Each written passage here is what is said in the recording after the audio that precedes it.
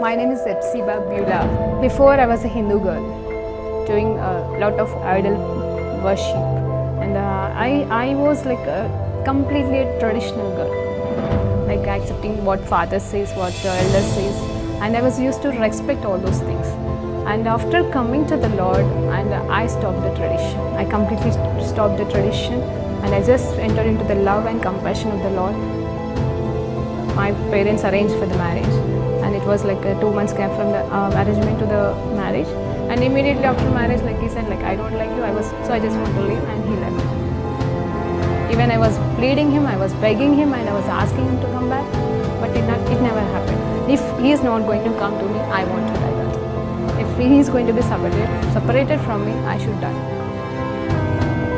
The day I was about to kill myself, I was watching a TV channel, and immediately she started like, here one girl is crying.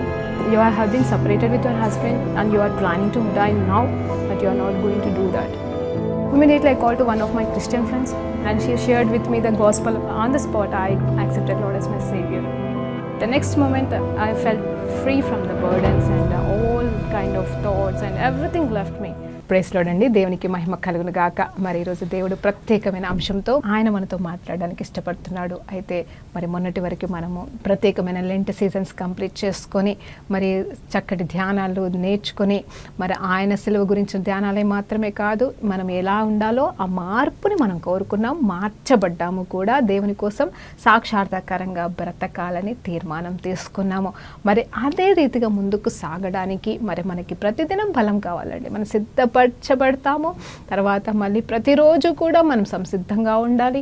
దేవుడు రాబోతున్నాడు, యేసు ప్రభు వారు మళ్ళా రాబోతున్నారు. కాబట్టి ఆయన మనల్ని పిలుచుకోవడానికి ఇష్టపడుతుండగా మనం ఆయతం అవుదామండి. అవును, సిద్ధపడతాము. మన హృదయాల్ని, మన జీవితాలని సమర్పించుకుంటూ ప్రతిదినము సిద్ధపడిన వారిగా ఉండుటకు మరి దేవాది దేవుడు మనకి మరి సహాయం చేస్తున్నాడండి. అందునిమిత్తము దేవుని ప్రేరేపణతో మరి ప్రత్యేకమైన అంశంతో మేము ముందుకు వస్తున్నానండి. మరి ఈ రోజు నుండి కొన్ని రోజుల పాటు, కొన్ని వారాల పాటు మరి దేవుడు చిత్తమైతే, నాకు తెలియదండి మరి ఎన్ని రోజులు, మరి ఎన్ని భాగాలుగా మరి ఈ అంశాన్ని దేవుడు మనకి నడిపిస్తాడో. కానీ సిద్ధపాటు మరి దినములుగా, అలాగే మరి ఆయతపరచబడదాము. అవును, సిద్ధపరచబడతాము. ఎందుకంటే దేవుడు వస్తున్నాడు. ఒక చక్కటి పాట ఉంటుంది కదండి, ఆయన రాబోతున్నాడు కాబట్టి మనం ఆయతమవుతాము అని చెప్పేసి మరి ఒక కీర్తనకారుడు రాసిన పాటలాగా మరి మన జీవితాలు మనము సంసిద్ధం చేసుకుందాం. సో అందునిమిత్తం దేవుడు ఇచ్చిన ప్రేరేపణ ప్రకారంగా లూకా సువార్తనే, అవునండి, లూకా సువార్త కంప్లీట్గా మరి ఆ గ్రంథాన్ని మనం ధ్యానించబోతున్నామండి. దేవునికి మహిమ కలుగును గాక.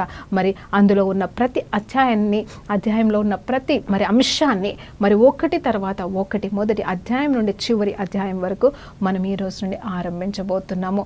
అయితే మరి దేవుడు నాకు ఎందుకు ఈ ప్రేరేపణ ఇచ్చి ఉన్నాడు అంటే, మరి అక్కడ మొదటిగా చూస్తే యోహాను గురించి రాయబడి ఉంటుందండి. ఆ తర్వాత మరి ఆ లూకా ఎవరైతే మరి ఈ గ్రంథాన్ని రాస్తున్నాడో తను కూడా మరి ఒక మాట అంటాడండి మొదటి వచనాల్లో. ఏమంటాడంటే, ఇదిగో అందరూ కూడా మరి ఆ అనుభవాన్ని బట్టి యేసు ప్రభుతో నడిచిన వారే కావచ్చు, మరి అక్కడ వాళ్ళు కన్నవి చూసినవి ఆ సమయంలో మరి యేసు ప్రభు కాలంలో వారన్నీ కూడా మరి రాసి ఉన్నారు, లిఖించి ఉన్నారు. మరి కొన్ని సువార్తలు రాసి ఉన్నారు కదండి, మనకు తెలుసు కదా. ఆ రీతిగా నేను కూడా ఒక సువార్తని మరి ఎలా అంటే ఒక క్రమం పరంగా అంటే ఒకటి తర్వాత ఒకటి నాకు తెలిసినంతలో నేను రాయడానికి ఇష్టపడుతున్నాను అని చెప్పేసి మరి అక్కడ మరి లూకా గారు మాట్లాడుతూ మరి ఆరంభించిన మాటలండి. సో మరి ఒక్కొక్క అంశాన్ని మనం ధ్యానిస్తుండగా, ఒక్కొక్క అధ్యాయాన్ని మనం ధ్యానిస్తుండగా దేవుడు మనల్ని ఆయన రాకడ నిమిత్తము ఈ సువార్త ద్వారా మనల్ని సిద్ధపరచునుగాక. సువార్త అంటే మనం అవునండి నేర్చుకున్నాం ఆల్రెడీ. మరి యేసు ప్రభు పుట్టుక గురించి మనకు తెలుసు, ఆయన మరణం గురించి మనం ధ్యానించాం. అయితే యేసు ప్రభు వారు ఎలా పుట్టారు, ఎందుకు పుట్టారు, ఆ తర్వాత ఆయన చేసిన కార్యములు, ఆయన 3.5 సంవత్సరాలు ఏం చేశాడు, దానికంటే ముందు ఏమి జరిగింది, ఆ మరి నిజం చెప్పాలంటే నా ఆలోచనతో నేను చెప్పట్లేదండి, హిస్టరీని బేస్ చేసుకొని చెప్పట్లేదు, థియాలజీ ప్రకారంగా నేను చెప్పట్లేదు. కానీ మనకి దేవాది దేవుడు ఇచ్చిన ఈ పరిశుద్ధ బైబుల్ గ్రంథంలోకి వెళ్ళి లూకా సువార్తని కంప్లీట్గా మనం ధ్యానించాలని ఒక తలంపుతో మరి ఆరంభిస్తున్నానండి. మధ్యలో ఒకవేళ ఏమైనా డిస్టర్బెన్స్ వచ్చినా కూడా మరి దీన్ని కొనసాగించాలని ఒక తలంపుతో మరి నేను ఆరంభిస్తుంటుండగా మీరు నాతో పాటుగా మరి ముందుకు నడవండి. మీరు కూడా దేవుని చిత్తమైతే మరి ప్రతిరోజు కూడా ఈ లూకా సువార్తను వీలైతే ఒకసారి చదివేసేయండి, లేకపోతే ఒకసారి ధ్యానించండి, లేకపోతే ప్రతిరోజు నాతో పాటుగా మీరు కూడా నేను ఏ అధ్యాయాన్ని అయితే మరి మీకు బోధిస్తాను ఆ అధ్యాయాన్ని మీరు మరలా ధ్యానిస్తూ వింటూ, ఒకవేళ చదువు వచ్చిన వారైతే చదవండి, చదువు రాని వాళ్ళైతే వినండి. మరి యూట్యూబ్ యూట్యూబ్లో అప్లోడ్ చేయబడతా ఉంటాయి కాబట్టి ఒకరు వీలైతే వాటి ద్వారా కూడా మీరు విని దీవించబడును అని మరి దేవుని పేరిట మీకు మనవి చేస్తున్నానని. మరి ముందుకు సాగుదాము ఒక ప్రార్థన చేసుకొని. పరిశుద్ధుడా గొప్ప దేవా నీకు స్తోత్రం, స్తుతి, మహిమ, ఘనత, ప్రభావం చెల్లించుకుంటున్నాం నాయన. ఈ రోజు ప్రభా ప్రత్యేకమైన దినముగా అయ్యా మేము ఏర్పాటు చేసుకొని అయ్యా ముందుకు సాగుతుండగా మీరు మాకు కావాల్సిన ప్రతి జ్ఞానము దయచేయండి. అవునయ్యా సిద్ధపరచబట్టకు అవును తండ్రి ప్రభా అయ్యా మాకు మీరు ఏర్పాటు చేసిన ఈ గ్రంథాన్ని బట్టి సువార్తను బట్టి మీకు 1000 కోట్ల వందనాలయ్యా.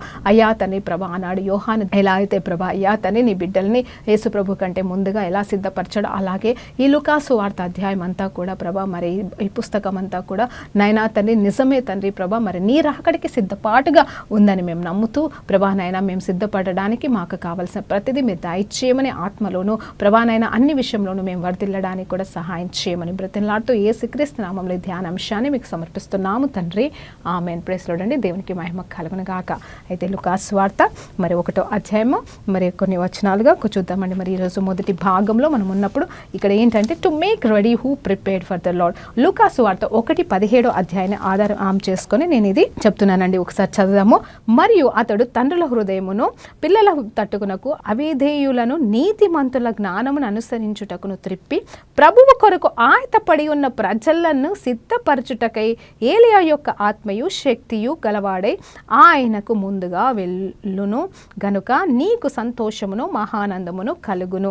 అతడు పుట్టినందున అనేకులు సంతోషింతురు. ఈ రీతిగా మరి మొదటి అధ్యాయం 17వ వచనంలో ఉన్న ఆయతపరచబడుతున్న వారిని సిద్ధపరచడం అంటే వాళ్ళు already they prepared their heart and అంటే ఎలా అంటే వాళ్ళు ఆల్రెడీ ప్రిపేర్ అయ్యారండి వాళ్ళ మనసుని. అంటే మనం కూడా సెలవు ధ్యానాల సమయంలో మనం దేవుని కోసం తప్ప ఇంకా దేనికోసం బ్రతకూడదు. అంటే ఆయన కోసం పవిత్రంగా బ్రతకాలి. లోకంలో బాధ్యతలు బట్టి మనం బ్రతికినా బాధ్యతల నిమిత్తము బ్రతికినా లోకానుసారంగా ఉండకుండా దేవాది దేవుడు రాబోతున్నాడు కాబట్టి పవిత్రంగా ప్రతి నిమిషం బ్రతకాలని తీర్మానం తీసుకున్నాం. మనము నిజంగా రెడీ అయిపోయామండి.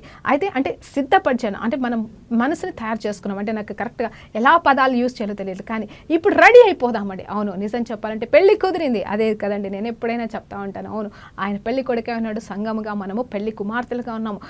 మనకైతే ఎంగేజ్మెంట్ అయిపోయింది, పెళ్లి కుదిర్చబడింది. కానీ అక్కడ ఏంటంటే ఎస్ పెళ్లి కుదిరిందంటే కాదు కదండి.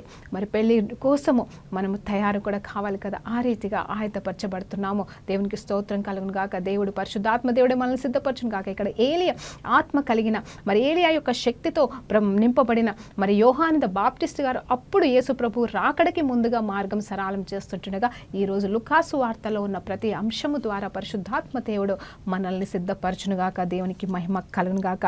మరి ఈ తర్వాత మరి మొదటి వచనాన్ని గురించి మనం ధ్యానిస్తూ మరి ఒక్కొక్క వచనం చదువుకుంటూ ముందుకు సాగుదామండి. దేవునికి మహిమ కలుగును గాక. ఈరోజు మరి దేవుని ప్రేరేపణతో నేను మొదటి మరి 25 వచనాలు మనం ధ్యానించబోతున్నామండి. ఒకవేళ కొన్ని వచనాలు అటు ఇటు అయినా కూడా మనం క్లుప్తంగా మరి 1 by 1 వచనాలు ధ్యానించబోతున్నాము. దేవుడిచ్చిన ప్రేరేపణ బట్టి అందరిని బట్టి దేవునికి స్తోత్రం కలుగును గాక. లూకా సువార్త 1వ అధ్యాయం 1వ వచనం నుండి ఘనత వహించిన తెలోపియ ఆరంభము నుండి కన్నులారా చూచి వాక్య సేవకులైన వారు మనకు అప్పగించిన ప్రకారము మన మధ్యను నెరవేరిన కార్యములన్నిటిని గూర్చి వివరముగా వ్రాయుటకు అనేకులు పూనుకున్నారు గనక నీకు ఉపదేశించబడిన సంగతులను నిశ్చయముగా జరిగినవని నీవు తెలుసుకొనుటకు వాటినన్నింటినీ మొదట నుండి తరచి మరి పరిష్కారముగా తెలుసుకొని ఉన్న నేనును నీ పేరట వాటిని గూర్చి వరుసగా రచించుట యుక్తమని ఎంచితిని. చూసారు కదండి. సో ఆల్రెడీ మనకి మనకు వాక్యం ఇచ్చిన వారు అంటే ఆ స్వార్థికుల గురించి అంటే మొదటి అపోస్తులైన వారు మనకు వాక్యాన్ని ఉపదేశించి ఉన్నారు. అంత మాత్రమే కాదు మనం కన్న వాటిని విన్న వాటిని అనుభవపూర్వకంగా మరి చూసిన వాటన్నీ కూడా మరి ఎంతోమంది రాశారు. కానీ నాకు ప్రేరేపణ కలిగిన దాన్ని బట్టి నేను కూడా రాస్తున్నానని చెప్పేసి ఈ లూకా గారు ఆయన చెప్తున్నాడండి. లూకా గురించి దేవుని చిత్తం అయితే రాబోయే కాలంలో మనం ఇంకా ధ్యానిద్దాం. అయితే ఇక్కడ మొదటి అధ్యాయంలో మరి 5వ వచనం నుండి మనం మళ్ళా చదువుతూ ముందుకు సాగుదామండి. యూదయ దేశపు రాజైన హెరోదు దినములలో అబియా తరగతిలోనున్న జకరియా అను ఒక యాజకుడు ఉండెను. అతని భార్య హర్రోను కుమార్తెల్లో ఒకటి, ఆమె పేరు ఎలిజబెత్. వీరిద్దరును ప్రభు యొక్క సకలమైన ఆజ్ఞల చొప్పునను న్యాయ విధుల చొప్పునను నిరపరాధులుగాను నడుచుకొనుచు దేవుని దృష్టికి నీతిమంతులై ఉండిరి. ఎలిజబెత్ గొడ్రాలైనందున వారికి పిల్లలు లేకపోయిరి మరియు వారిద్దరును బహుకాలము గడిచిన వృద్ధులైరి. జకరియా తన తరగతి క్రమము చొప్పున దేవుని ఎదుట యాజక ధర్మము జరిగించుచుండగా యాజక మర్యాద చొప్పున ప్రభువు ఆలయములోనికి వెళ్ళి ధూపము వేయుచుటకు అతనికి వంతు వచ్చెను. ధూప సమయమునందు ప్రజల సమూహమునంతయు వెలుపల ప్రార్థన చేయుచుండగా ప్రభువు దూత ధూపవేదిక కూడి వైపున నిలిచి అతనికి కనపడగా జకరియా అతనిని చూచి తొందరపడి భయపడిన వాడాయెను. అప్పుడు ఆ దూత అతనితో, జకరియా, భయపడకుము, నీ ప్రార్థన వినబడినది. నీ భార్య అయిన ఎలిజబెతు నీకు కుమారుని కనును. అతనికి యోహాను అని పేరు పెట్టుదువు. అతడు ప్రభువు దృష్టికి గొప్పవాడై ద్రాక్షారసమైనను మద్యమైనను త్రాగక తన తల్లి గర్భమున పుట్టినది మొదలుకొని పరిశుద్ధాత్మతో నిండుకొనిన వాడై ఇశ్రాయేలులో అనేకులను దేవుని వైపునకు త్రిప్పును. మరియు అతడు తండ్రుల హృదయములను పిల్లల తట్టుకునకు అవేదేల నీతిమంతులను జ్ఞానమును అనుసరించుటకు త్రిప్పి ప్రభువు కొరకు ఆయతపడి ఉన్న ప్రజలను సిద్ధపరచుటకై ఏలియా యొక్క ఆత్మయు శక్తియు గలవాడై ఆయనకు ముందుగా వెళ్ళును గనక నీకు సంతోషమును సమాధానమును కలుగును. అతడు పుట్టినందున అనేకులు సంతోషింతురు. దేవునికి స్తోత్రం కలుగుగాక. 17 వరకు చదివానండి. తర్వాత మరలా మనము 25 వరకు చదివి ధ్యానిద్దాం. అయితే ఈ 5వ వచనం నుండి 17 వరకు మనం చూసినప్పుడు అక్కడ ఆ యూదాపు దేశంలో హెరోదు కాలంలో ఎవరున్నారు అంటే ఎలిజబెత్ అలాగే జకరియా అనే జంట ఉన్నారండి. మరి వారి గురించి మనం ఎప్పుడు క్రిస్మస్ సీజన్లో మరి నేను కూడా ఎలిజబెత్ అండ్ జకరియా అనే ఒక అంశాన్ని ఆల్రెడీ నేను ధ్యానించానండి. అయితే ఈరోజు మనం ప్రత్యేకంగా లూకా సువార్తని పూర్తిగా ధ్యానించబోతున్నాం కాబట్టి అవునండి. ఇప్పుడు ఇందులో ఎన్ని సందర్భాలు వచ్చినను ఎన్ని అధ్యాయాలు మనం ధ్యానించినవన్నీ ఆల్రెడీ చెప్పుకున్నవే, ఎంతోమంది నుండి మీరు విన్నవే. కానీ క్లుప్తంగా మనం ఒకటి తర్వాత ఒకటి నేర్చుకుంటూ మనము సిద్ధపరచబడుతున్నాము కాబట్టి మరలా వీటిని ధ్యానిద్దామని దేవుని పేరిట మీకు జ్ఞాపకం చేస్తున్నాడు. అయితే ఈ జకరియా అలాగే ఎలిజబెత్ అనేవారు నీతిమంతులంట, యథార్థమంతులంట, దేవునికి భయపడేవారంట, మరి వృద్ధాప్యంలో ఉన్నారంట. అలాగే అతను తన వంతు చొప్పున వెళ్ళి ప్రధాన యాజకత్వం చేస్తున్నాడంట దేవుని సన్నిధిలో, దేవుని ఆలయంలో. కానీ వారికి ఎలా అంటే పిల్లలు లేరంట. అంత వయసులో ఉన్న కూడా వారికి పిల్లలు లేకపోయేసరికి వాళ్ళు గుడ్రాలుగానే ఉండిపోయినారని వాక్యం చెప్తుంది. అయితే ఆ సమయంలో ఒక రోజు జకరియా వంతు పెట్టుకొని వారు యాజకత్వం చేస్తూ ఉంటారు. సో ఎప్పుడైతే తన కాలంలో జకరియాకి ఆ సమయం వచ్చిందో, అంటే తను పరిచర్య చేయాల్సిన సమయం వచ్చిందో, ఆ పరిశుద్ధ స్థలంలోకి వెళ్ళి పరిచర్య చేస్తున్న ఆ దినమున అనుకోని రీతిగా గాబ్రియేలు దూత, గాబ్రియేలు దూత అంటే తర్వాత నేను గాబ్రియేలు దూతనని ఆ దూత మాట్లాడతాడు కాబట్టి నేను చెప్తున్నానండి. అయితే గాబ్రియేలు దూత డైరెక్ట్గా జకరియాకి ప్రత్యక్షం అవ్వగానే అతను భయపడిపోయి ఎవరు అన్నట్టుగా భయపడితే వెంటనే జకరియాకి ఆ దూత చెప్తున్న మాట ఏంటంటే, ఇదిగో నువ్వు భయపడకు, నీ ప్రార్థన పరలోకమందున చేరి ఉన్నది కాబట్టి నువ్వు భయపడవద్దు అని చెప్పేసి, ఇదిగో నీ భార్య ఆయన ఎలిజబెత్ గర్భవతిగా ఉండబోతుంది కాబట్టి తన కడుపున పుట్టబోయే బిడ్డ కడుపులో పుట్టినది మొదలుకొని ఎలా ఉంటాడు అని అంటే చూడండి, యోహాను ద బాప్టిస్ట్ గురించి మనం ధ్యానిస్తున్నామని దేవునికి స్తోత్రం కలుగును గాక. ప్రభు దూత ధూప వేదిక కుడివైపున నిలిచి అతనికి కనపడగా జకరియా అతనిని చూసి తొందరపడి భయపడిన వాడాయెను. అప్పుడు దూత అతనితో, జకరియా, భయపడకుము, నీ ప్రార్థన వినబడింది. నీ భార్య అయిన ఎలిజబెత్ నీకు కుమారుని కనును. అతనికి యోహాను అని పేరు పెట్టుదువు.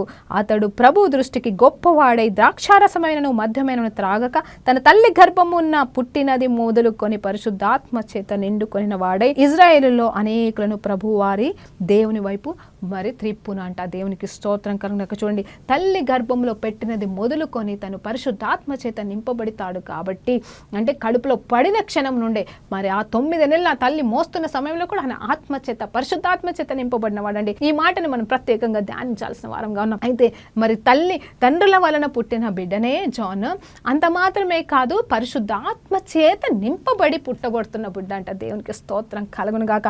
అయితే ఇక్కడ ఏం చెప్తున్నా అంటే తనకి నజరేయుడిగా ఉంటాడు కాబట్టి ఏంటంటే ద్రాక్షారసమైన మత్తైనను పొరపాటున కూడా తనకి ఇవ్వకూడదు. ఒక ప్రత్యేకమైన బిడ్డగా దేవుని చేత హెచ్చించబడేవాడిగా ఉండబోతున్నాడు కాబట్టి పవిత్రంగా పరిశుద్ధంగా తను ఉండాలి. ఎందుకంటే కడుపులో రూపించబడుతున్న దినము నుండి తను పరిశుద్ధాత్మ చేత నింపబడిన వాడుగా ఉంటాడు. అనేకులని దేవుని వైపు త్రిప్పుతాడు. అంత మాత్రమే కాదు, మనం ఇంతకుముందు 17వ వచనం చదివినట్టుగా ఎలా అంటే సిద్ధపడుతున్న వారిని ఆయతపరచడానికి, అంటే దేవుని రాకడ నిమిత్తం, అప్పుడైతే మొదటి రాకడ నిమిత్తం, ఇప్పుడు మనము రెండో రాకడ నిమిత్తం అని యోహాను గురించి క్లుప్తంగా చెప్పబడుతుంది. అయితే ఈ యోహాను గురించి మనం ఇంకనూ ఆలోచన చేస్తే ఇంకొక ఆలోచన చేయొచ్చు. చేర్చండి. ఎలాగూ అంటే మరి ఈ యోహాను అనేవాడు ఎవరు అనే ఉన్నారంటే యేసు ప్రభు కంటే కొంచెం ముందుగా పుట్టినవాడు. కేవలం ఎన్ని నెలల తేడా ఉంటుందో తెలుసా అండి? 6 నెలల తేడా అంతే. వారి వయసు డిఫరెన్స్ ఎంత ఉంటుందంటే 6 నెలలే. అంటే ఈయన పుట్టిన తర్వాత 6 నెలలకే మరి యేసు ప్రభు వారు కూడా పుట్టడం అనేది జరుగుతుంది. అయితే ఈరోజు ఈ కొద్ది మాటల్లో మనము సిద్ధపాటు గురించి మనం ఆరంభించుకుంటున్నాము కాబట్టి ఈ వ్యక్తి గురించి యెషయా ప్రవక్త చెప్తూనే ఉన్నాడు. ఏమంటున్నాడంటే మార్గంను సరళము చేయడానికి మరి యేసు ప్రభు కంటే ముందుగా ఒక వ్యక్తి బయలుదేరుతున్నాడు. ఆ వ్యక్తి ఎవరు అంటే యోహాను గారు. మరి అతను ఎవరైతే ఏలియా యొక్క ఆత్మచేతను శక్తి చేతను నింపబడి ముందుకు సాగుతాడనే మాటని మరి ఇక్కడ మాట్లాడడం అనేది జరుగుతుంది. సో ఆ తర్వాత మరి ఆ మాట చక్కటి మాటను బట్టి ఆనందించకుండా జకర్యా అంటున్న మాటలు విందామండి. ముగింపులో జకర్యా అది విని నాకెలాగో తెలియను. మరి 18వ వచనం, నేను ముసలివాడును, నా భార్య బహుకాలము గడిచినది అని ఆ దూతతో చెప్పగా, దూత నేను దేవుని సముఖముందు నిలుచు గబ్రియేలును, నీతో మాట్లాడుటకును ఈ సువర్తమానము నీకు తెలుపుటకు పంపబడితిని. మరియు నా మాటలు వాటి కాలమందు నెరవేరును. నీవు వాటిని నమ్మలేదు గనక ఈ సంగతులను జరుగు దినము వరకు నీవు మాటలాడక మౌని అయి ఉందువని అతనితో చెప్పెను. ప్రజలు జకర్యా కొరకు కనిపెట్టుచుండిరి. ఆలయమందు అతడు ఆలస్యము చేసినందున ఆశ్చర్యపడిరి. అతడు వెలుపలికి వచ్చినప్పుడు వారితో మాట్లాడలేకపోయినందున ఆలయమునందు అతనికి దర్శనము కలిగినదని వారు గ్రహించిరి. అప్పుడు అతడు వారికి సంజ్ఞలు చేయుచు మౌగవాడై ఉండను. అతడు సేవ చేయు దినములలో సంపూర్ణమైనప్పుడు తన ఇంటికి వెళ్ళను. ఆ దినములైన పిమ్మట అతని భార్య ఎలిజబెత్ గర్భవతి అయి మనుషులలో నాకుండిన అవమానమును తీసివేయుటకు నన్ను కటాక్షించిన దినములలో ప్రభువు ఇలాగున చేసననుకొని 5 నెలలు ఇతరుల కంట పడకుండేను. దేవునికి స్తోత్రం కలుగుగాక. మరి 25వ వచనం వరకు ధ్యానిద్దాం. ఈ మొదటి అంశంలో మొదటి భాగంలో అన్నట్టుగా చూస్తే ఇక్కడ చూడండి, మరి అక్కడ మరి జకర్యాకి అర్థం కావట్లేదు ప్రార్థన ఆలకించడం ఏంటి, మరి నా భార్య అసలే మేము ముసలి వాళ్ళము, మరి మాకు బిడ్డ పుట్టబడం ఏంటి అనే ఒక అనుమానముతో మరి తను మరి ఆశ్చర్యంగానో భయముతోనో మరి ఏ రకంగా అడిగాడో మనకు తెలియదండి. కానీ గాబ్రియెల్ దూతకి వెంటనే కోపం వచ్చేసింది. ఇదిగో నేను దేవుని సముఖము నుండి పంపబడిన గాబ్రియెల్ దూతను, శ్రేష్టమైన దూతను, నా మాట నువ్వు వినట్లేదు కాబట్టి, నువ్వు నమ్మట్లేదు కాబట్టి, కానీ ఈ మాట మాత్రం నేను చెప్పిన ఈ సువర్తమానం అయితే ఖచ్చితంగా నెరవేర్చబడుతుంది. చూడండి, ఏదా సువర్తమానం అంటే ఇక్కడ యేసు ప్రభువు పుడుతున్నాడని కాదు, ఈ జాన్ ద బాప్టిస్ట్ అనే వ్యక్తి పుట్టబోతున్నాడు అనేది కూడా సువర్తమానం అంట. దేవునికి స్తోత్రం కలుగును గాక. మార్గము సరళము చేయవాడు పుట్టబోతున్నాడు. దేవునికి స్తోత్రం కలుగును గాక. మరి ఆ వ్యక్తి పుట్టబోతున్నాడు. ఆ మాట ఖచ్చితంగా 100% నెరవేర్చబడుతుంది. కానీ మరి అప్పటి వరకు కూడా నువ్వు మౌనమైపోతావు అని చెప్పేసి అక్కడ దూత ప్రకటించడం అనేది జరుగుతుంది. ఏంటంటే మరి శపించినట్ట శిక్షించినట్ట అనేది ఆలోచన చేస్తే ఒక్కటి మనం ఇక్కడ ఆలోచన చేద్దామండి. ఏంటంటే మరి అక్కడ దేవుని దూత ఆయన గాబ్రియెలుకి ఇచ్చిన గొప్ప ఆయనకున్న ఆధిక్యత ఏంటి అంటే ఏం చెయ్యగలడు ఒక దూత అనేది ఇక్కడ క్లియర్గా మాట్లాడబడుతుంది. ఏంటంటే he can even close the mouths అంట. చూడండి, నోర్లు సైతం మూయించగల, అంటే కేవలం కార్యములు చేసి నోర్లు మూయించడం కాదు, మాట్లాడకుండానే. చూడండి, దేవాది దేవుడు యేసు ప్రభు వారు నోరు లేని వారికి నోరిచ్చిన దేవాది దేవుడు. మరి నిజంగా ఎలా మనం కూడా ప్రార్థన చేసినప్పుడు ఎంతోమంది మరి మాట్లాడలేని వాళ్ళు మాట్లాడుతూ ఉండే అద్భుతాలు మనం చూస్తూ ఉంటాం. నిజమే అండి, మనం పలికినప్పుడు మనం ప్రార్థన చేసినప్పుడు దేవుడు దిగొచ్చి ముట్టొచ్చు, దూతల్ని పంపించి కూడా ఆ కార్యంలో జరిపించవచ్చు. సో దూతలు అనేవి ఖచ్చితంగా మనకు ఎప్పుడు పరిచర్య చేస్తానే ఉంటారండి. వాళ్ళు మన జీవిత విధానం బట్టి మరి దూతల గురించి మనం ఎన్నోసార్లు ధ్యానించాము. అయితే ఇక్కడ ఈ దేవుని దూత మరి చెప్తున్న మాట ఏంటంటే, ఇదిగో నీవు నమ్మనందున, చూడండి, నమ్మనందున ఈ రోజు నువ్వు మూగవాడివైపోతావు అని చెప్పేసి. చూడండి, he has got the right and authority to close the mouth of జకర్యా. ఒక నీతిమంతుడు, ఒక యథార్థమంతుడు, దేవుని కోసం నమ్మకంగా పనిచేస్తున్న వాడి మరి నోరు సైతం మూపించగల శక్తి ఒక దూతకు ఉందని మనం ఈరోజు గ్రహించగలుగుతున్నాం. ఇక్కడ దేవునికి స్తోత్రం కలుగును గాక. నిజం చెప్పాలంటే దేవుడు చెప్పిన మాట కాకపోవచ్చు, దేవుడు కేవలం స్వర్తమానం మాత్రమే పంపించాడు, నేను ఇందు నిమిత్తం పంపించబడితే అని చెప్తున్నాడు. కానీ మరి నువ్వు నమ్మకపోతే జకర్యా నోరు మూయించని చెప్పేసి అక్కడ ఆజ్ఞ రాలేదు. కానీ he has the right to do that అని చెప్పేసి ఇక్కడ దేవుడు మనతో మాట్లాడుతున్నాం. అండి, ఒక్కొక్క అంశంలోకి వెళ్ళి మనం నేర్చుకుంటున్నాం. అవును, ఇక్కడ మనం జకర్యా మరి గురించి, ఎలిజబెత్ గురించి ధ్యానిస్తే వాళ్ళు యథార్థవంతులు, ఎంత నమ్మకమైన వారు, దేవునికి లోబడి ఉన్నారు. ఆ తర్వాత మరి దేవుని యందు భయభక్తులు కలిగి మరి తర్వాత మరి అక్కడ యోహాను గారిని పెంచినట్టుగా మనం నెక్స్ట్ అధ్యాయం చదువుతామండి. కానీ ఇక్కడ చూస్తున్నప్పుడు ఇక్కడ దూతకి దేవుడిచ్చిన మరి ఒక గొప్ప అధికారాన్ని మరి చక్కగా వాడుకుంటున్నాడు. అది మేలు కొరకే. హల్లెలూయా, దేవునికి స్తోత్రం కలుగును గాక. ఇక్కడ యోహాను గారి తండ్రి గారి నోరు మూయబడడం అనేది అది కూడా మంచి కార్యం నిమిత్తమే. మాత్రమే నమ్మలేదని ఒక శిక్షలాగున్ననో మరి దూతకి ఎంత గొప్ప శక్తి ఉన్నది అనేది ఒకటి తెలుస్తూ మరి అంత మాత్రమే కాదు, మనం నెక్స్ట్ అధ్యాయంలో ధ్యానించినప్పుడు మరి ఆ మర్మం కూడా మనం నేర్చుకోబోతున్నామండి. చూడండి, ఆ తర్వాత వచనాలు చూసినప్పుడు మరి ఆ దినములు సంపూర్ణమైన తర్వాత అంటే అక్కడ మరి తన యాజకత్వం చేస్తున్న సమయంలో మరి ఏం జరుగుతుంది అంటే అక్కడ లేట్ అయిపోతుంది, ఆయన బయటకు రావట్లేదు ఇంకా, ఎందుకంటే ఈ లోపల ఈ దర్శన కార్యం అంతా జరుగుతుంది, ఆ మాటలు వారి ఇద్దరి మధ్య సందర్భం జరుగుతుంది, మరి ఆలస్యం అవుతుంది, జకరియా ఇంకా బయటకు రావట్లేదు మందిరంలోకి వెళ్ళి, మరి తర్వాత లేటుగా బయటకు వచ్చినప్పుడు మరి వారందరూ ఏమో జరుగుంటుంది, ఏమైందా అని చూస్తే ఆయనకి మాట రావట్లేదు. వాళ్ళందరూ అర్థం చేసుకున్నారు ఏమని అంటే ఇదిగో ఖచ్చితంగా ఇతనికి దర్శనం అనేది కలిగిందని. కానీ ఆయనకి మాటలు రానందున ఆ దర్శనం గురించిన మాటలు ఏవి కూడా వారికి ఎవరితో చెప్పలేకపోయారు. మౌనంగా ఉన్నాడు. మౌనంగా ఉండి కూడా మరి తను వంతు అయిపోయేంత వరకు కూడా మరి అక్కడ దేవుని సేవ చేసి అంటే తన ఆ పరిచర్య యాజకత్వం యొక్క దాన్ని కంప్లీట్గా నెరవేర్చి తన పని అయిపోయిన తర్వాత తన దినములు అక్కడ అయిపోయిన తర్వాత మరలా తన ఇంటికి రావడం అనేది జరిగింది. అయితే ఇక్కడ 24వ వచనం చూసినప్పుడు మరి ఆ చక్కగా మరి తన భార్య దగ్గర రావడం, తన ఇంటికి రావడం అనేది జరిగినప్పుడు మరి వద్దరు కూడుకున్నప్పుడు దేవునికి స్తోత్రం కలుగుగాక. దేవుడు అద్భుతమైన రీతిగా మరి ఎలిజబెత్ గారు గర్భము ధరించి మరి చక్కటి బిడ్డను కనడానికి దేవుడు మార్గం సరళం చేశాడంటే వెంటనే తను గర్భవతి అయినదంట. మరి ఇక్కడ ఒక మాట ఉంటుంది చూడండి, ఆ తల్లి మాట్లాడుతున్న మాట ఏంటంటే మనుషులలో నాకుండిన ఏంటంటే అవమానము తీసివేయటకు. ఏంటంటే అవమానం, బిడ్డలు లేరు, నీతిమంతురాలే, మంచిదే, మరి యథార్థవంతురాలే, భక్తిపరురాలే, కానీ తనకంటూ ఒక లోటు ఉంది, ఏంటంటే గొడ్రాలైనందున అని చెప్పేసి మొదటి అధ్యాయం 6వ వచనం చూసినప్పుడు ఎలిజబెత్ గొడ్రాలైనందున. అవునండి, ఎవరైనా గొడ్రాలంటే ఎంత బాధ అవుతుందండి నిజంగా. చాలా మంది ప్రేయర్ కాల్స్ వస్తూ ఉంటాయి, ప్రభా మరి వారి కోసం నేనేమని ప్రార్థించాలో నాకు అర్థం కాదు,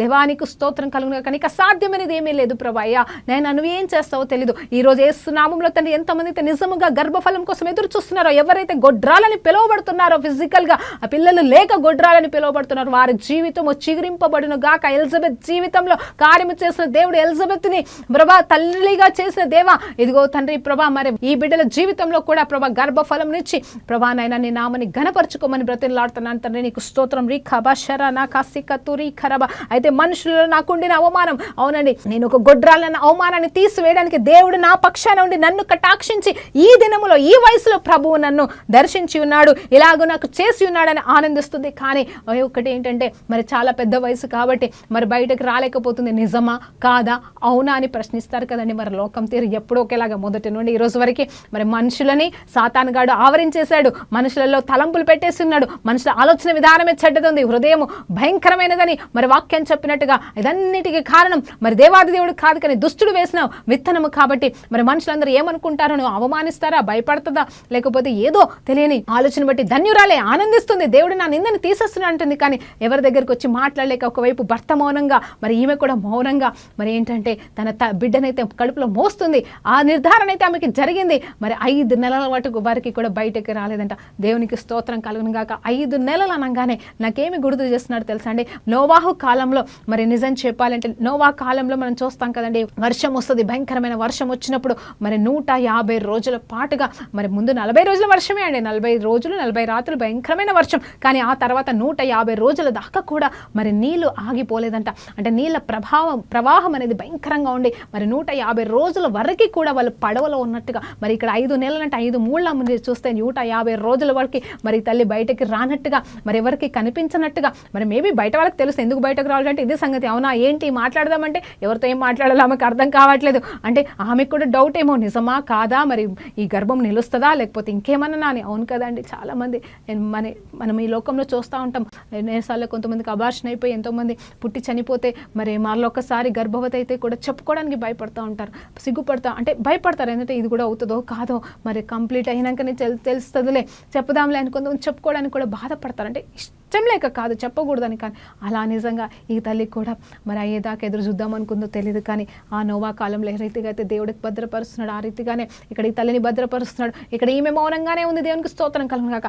జరగబోతున్న కార్యాన్ని బట్టి, అవును ఒక సువార్తమానం జరగబోతుంటుండగా, ఒక గొప్ప కార్యము ఆరంభించబడబోతుండగా మౌనం అండి, దేవునికి స్తోత్రం కలుగును గాక. నిజమేనండి, ఈ మౌనం గురించి నేను ఒక మాట చెప్పాలనుకుంటున్నాను ముగింపులో. నిజం చెప్పాలంటే ఈ మొదటి 3 అధ్యాయాల గురించి మనం ధ్యానించినప్పుడు దేవాది దేవుడు ఆలోచన చేస్తాం చూస్తే మరి సువార్తల కంటే ముందు, యేసు ప్రభు కంటే ముందుగా మరి మలాకి గ్రంథము తర్వాత మరి మత్తయి సువార్తనే ఉండొచ్చండి, ఏ సువార్త అయినా కానీ ఆ సందర్భాన్ని మనం చూస్తున్నప్పుడు దేవునికి స్తోత్రం కలుగును గాక. 400 సంవత్సరాల పాటు దేవుడు మౌనంగా ఉన్నాడంట.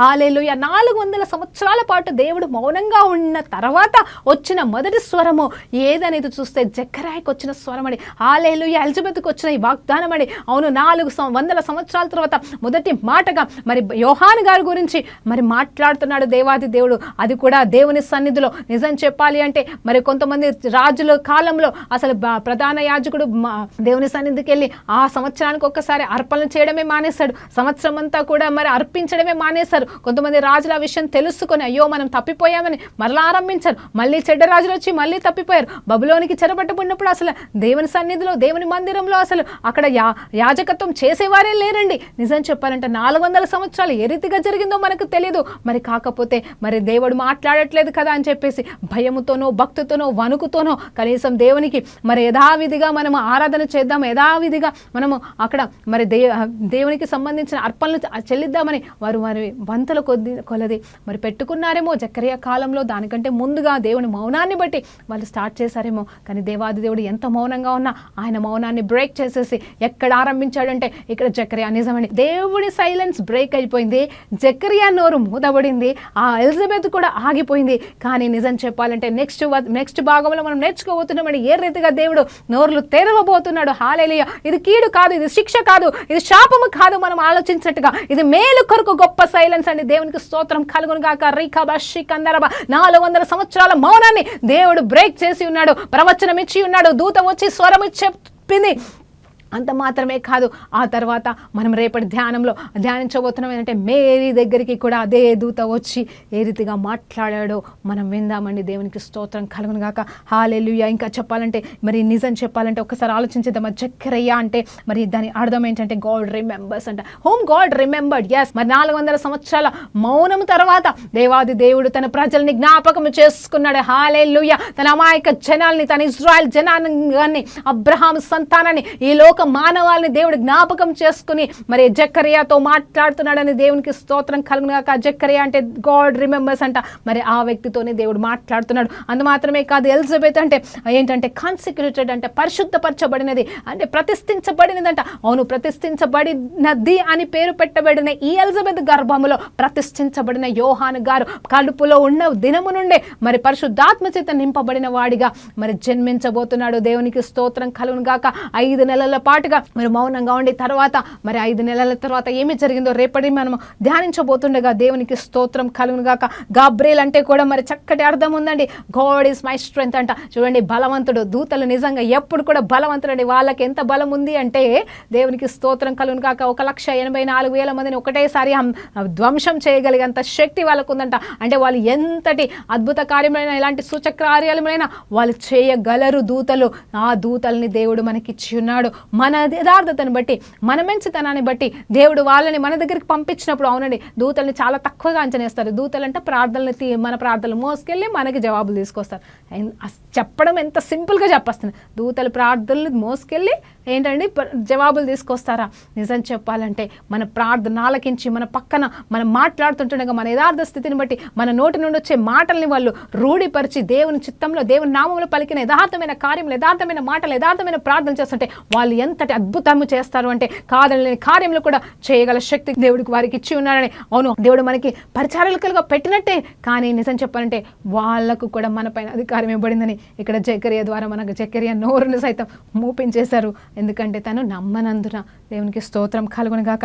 ఈ రకంగా చూస్తే ఇంకెన్నో అంశాలండి మనం ఒక్కొక్క రోజు ధ్యానిద్దాం. దేవుడు మనల్ని బలపరచును గాక, మనల్ని ముందుకు నడిపించును గాక, ఆయన మనతో నిలబడును గాక. దేవునికి స్తోత్రం కలుగును గాక. ప్రార్థనతో ముగించుకుందాం. పరిశుద్ధ గొప్ప దేవా, నీకు స్తోత్రమయ్యా. ఈ లూకా సువార్తని మేము ధ్యానిస్తుండగా ఈ మొదటి భాగాన్ని బట్టి నీకు స్తోత్రమయ్యా. మొదటి అధ్యాయంలో 1 నుండి 25 వచనాల వరకు మేము ధ్యానించి ఉంటుండగా అయా ఎలిజబెత్ విషయంలో, అయా జకర్యా విషయంలో, గాబ్రియల్ విషయంలో, అలాగే ప్రభా నాయనా తండ్రి నీ ప్రణాళిక విషయంలో మరి ఏమి చేసి ఉన్నారో వాటిని మాకు స్పష్టంగా క్లియర్గా బోధించిన తండ్రి మీకు 1000 కోట్ల వందనాలు తెలియజేసుకుంటూ వింటున్న ప్రతి బిడ్డతో కూడా మీరు మాట్లాడండి. అయ్యా మాకు ఇవ్వబడిన దూతలు మేము వ్యర్థం చేయకుండా ప్రభా నాయనా తండ్రి ప్రభా నీ కార్యములు, అలాగే ప్రభా నీ సిద్ధపాటును మాకు దయచేయమని బ్రతిమలాడుతూ యేసుక్రీస్తు నామములో ప్రార్థన వేడుకుంటూ పొందుకున్నాము తండ్రి. ఆమేన్. Praise lord. దేవునికి మహిమ కలుగును గాక.